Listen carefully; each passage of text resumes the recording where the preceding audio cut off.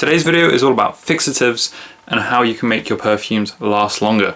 In fact, a common question that I get is, what fixative can I add to my perfume to make it last longer? So in this video, I'm going to explain about fixatives and how they work, and I'm also going to explain how you can make your perfumes last longer. So if you want to find out how to do that, watch the end of this video. This video is sponsored by Fixative, my online store where you can find all of the essential equipment for perfumery. Only good quality and good value for money products make the cut, and I use almost all of the products myself when making perfumes for my brand. To browse the full range of products, visit www.lux-terra.co.uk or click the link in the description. A question that I commonly get asked is, which fixatives should I add to my perfume to make it last longer? Now, before we can answer that question, let's take a little bit of a look at what fixatives actually are. In scientific terms, a fixative is a substance which lowers the vapor pressure of other substances. Now, don't worry if you don't know what vapor pressure is, because essentially what it means is it's a molecule or a set of molecules that will go into your perfume which help to kind of bind the other molecules and prevent them evaporating quite so quickly. Because if your problem is that your perfume is not lasting long enough, then one way you might like to think of it is, oh, my molecules are evaporating too quickly, therefore if I add some kind of fixative or some kind of binder to help them stay on the skin just a bit longer, then my perfume will last longer. Now, this certainly can happen. Some raw materials can exert a fixative effect, and usually these are things which are solids or resins. So for example, things like coumarin, vanillin, labdanum, benzoin, evernyl, things like that. And you can imagine it a bit as though, because they're solids or kind of sticky, you can almost imagine them as creating a matrix which could entrap other molecules. However, it's not quite so simple as simply adding one of these fixatives and suddenly your perfume lasts longer. Now, firstly, they do have side effects.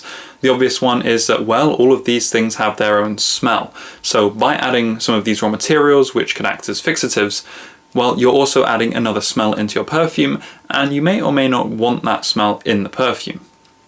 And the other thing is, if you do have a significant fixative effect on some of the molecules in your perfume, usually that will also act to decrease projection. Because think about when I just explained what a fixative is, what it's doing is it's stopping molecules evaporating off of your skin. But not only does that make your perfume last maybe a little bit longer because it can trap some molecules for a bit longer, but because less molecules are evaporating at a given time, that also means there's actually less scent in the air at a given moment in time, which also means that your projection, or the kind of impact, the amount which you can smell the perfume from across the room, that is also decreased. The major misconception with fixatives in perfumery, however, is that they significantly increase the longevity of your perfume. Now, fixatives can increase the longevity of other molecules in your perfume, but it's usually to a very small degree. For example, if you've got a top note like orange essential oil and you go and add something like some vanillin, ambroxan, evernyl, whatever you want to go and have a fixative effect, well, usually the magnitude of that effect won't actually be that great. Maybe you're going to increase the longevity of the things by 10%, 20% or something like that, but you shouldn't really expect to double or triple the longevity of those raw materials. And if you imagine that your orange essential oil may have a short amount of time anyway that it's going to last, so it might last for 10 minutes, half an hour, well, if you increase that longevity by 10%, it's still only really lasting something like 10 minutes or half an hour. You can't go and make that orange essential oil suddenly last for 3 hours on the skin. It's just never going to happen, no matter how many fixatives you add. Now, to prove this, I'll do a little experiment. So here I've got some manzanate diluted to 1%. Manzanate is really very much a top note. It only lasts about 5 to 10 minutes. And then here I've got some myrrh resinoid at 10%, so 10 times stronger than the manzanate. And myrrh is this kind of very thick resinous substance, and this is almost a perfect fixative because it's got this thick, sticky layer which could, in theory, entrap other molecules.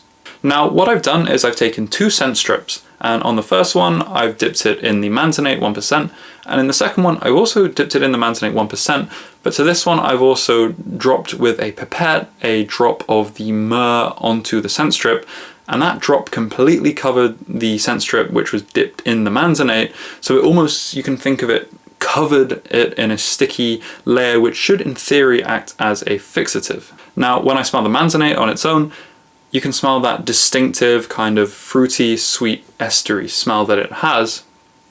But when I go to smell the manzanite and the myrrh, there are some differences. So the first thing is that the actual manzanite smell itself is much less kind of pronounced, and you can really smell the myrrh as well. And the myrrh is this kind of animalic, maybe a little bit resinous, a little bit sweet, a little bit petrol kind of smell.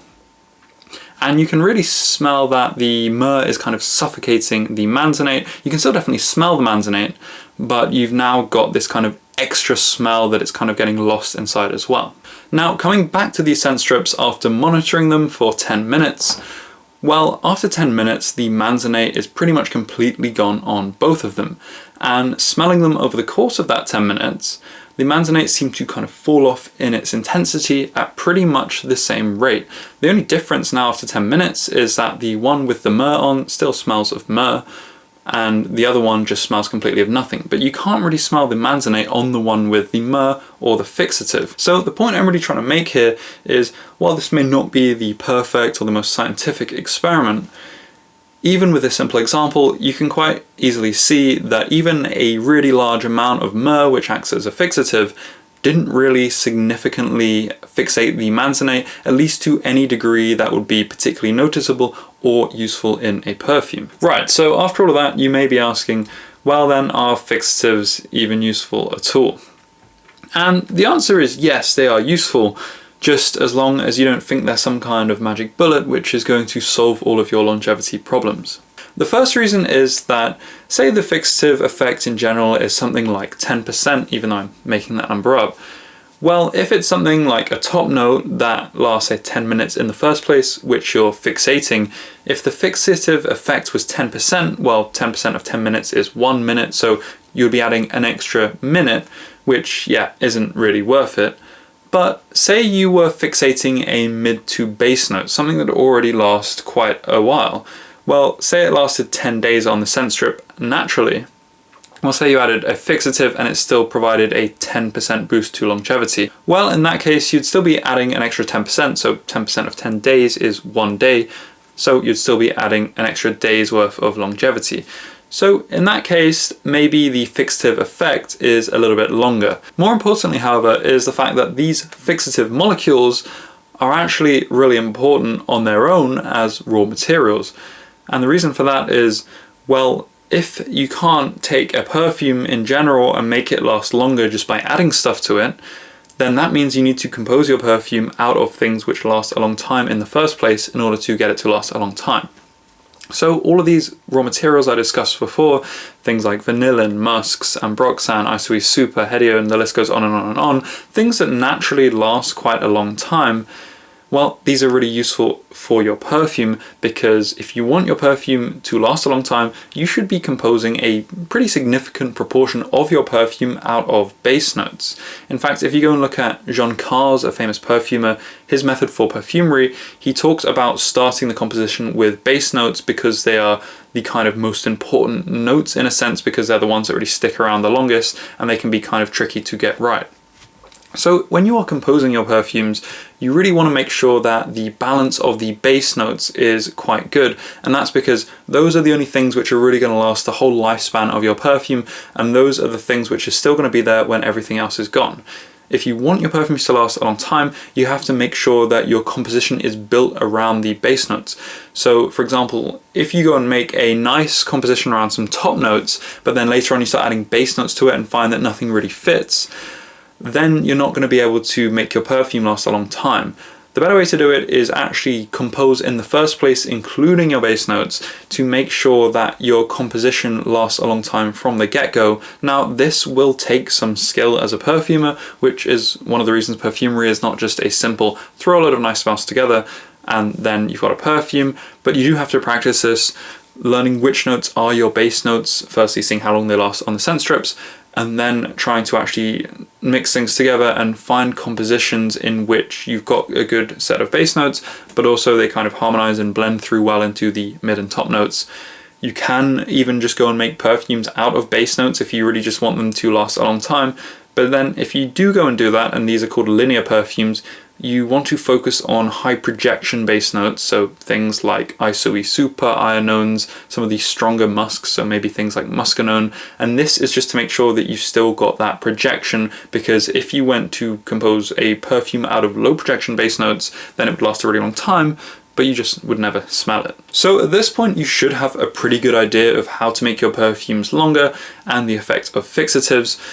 While we're here, I'll just answer another question which I do commonly get asked, and that is specifically ambroxan, which is one of these molecules which is frequently referred to as a fixative. Will adding ambroxan to my perfume make the perfume last longer? Well, we can look at that in two different ways. Will ambroxan, adding it to the perfume, just make all the other notes that are already in your perfume last longer? Well, no, not to a significant degree. But will adding ambroxan make my perfume last longer to any degree? And then the answer to that would be, well, yes, in a sense, because you're adding the smell of ambroxan, which is on its own a long-lasting smell. So by nature of that, you're making your perfume last longer, because that means at the tail end of your perfume, there'll now be this ambroxan smell where there wasn't one before. Anyway, I hope that question regarding fixatives and longevity is now all cleared up. I'll probably still get countless comments about this in the future, but at least now I've got this video which people can refer to. If I did miss something, do leave a comment down below and I'll try the best I can to answer it. If you want to see more videos like this about other topics in perfumery, don't forget to subscribe to the channel and like the video, because that way you'll get new videos that I make just like these into your inbox on YouTube, and you'll be able to see them as soon as they come out. So that said, thank you for watching the video. I hope you learned something, and I'll see you next time with a brand new video all about perfumery.